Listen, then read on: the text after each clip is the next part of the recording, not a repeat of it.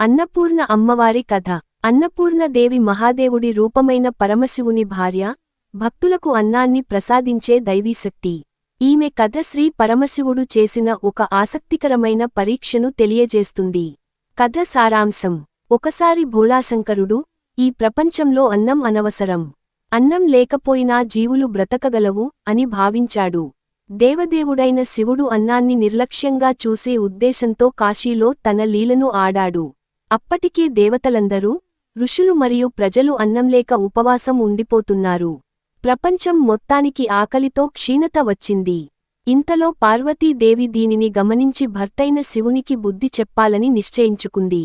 ఆమె, అన్నమే పరబ్రహ్మ స్వరూపం, దీనిని తక్కువగా చూడకూడదు అని తెలియజేయడానికి కాశీలోని మణికర్ణిక ఘాట్ వద్ద స్వయంగా అవతరించి, అన్నపూర్ణదేవిగా మారింది.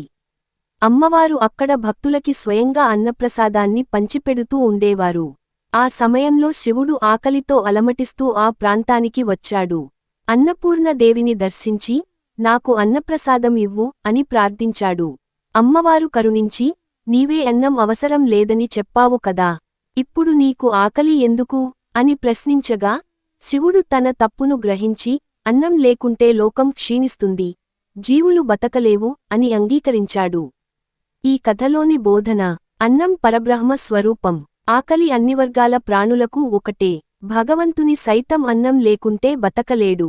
ఈ సంఘటన తరువాత శివుడు అన్నపూర్ణదేవిని గౌరవించి, భక్తులందరికీ ఆమె కృపను అందించమని కోరాడు.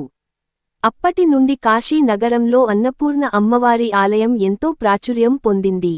ఈ కథ వినడం లేదా చదవడం వలన మనకు అన్నదానం యొక్క మహత్తును అర్థం అవుతుంది. అన్నదానం చేయడం మహాపుణ్యం అనే తత్వం ఈ కథ ద్వారా స్పష్టమవుతుంది. అన్నపూర్ణ అమ్మవారి ఆశీస్సులతో అందరికీ శుభం కలగాలని కోరుకుందాం.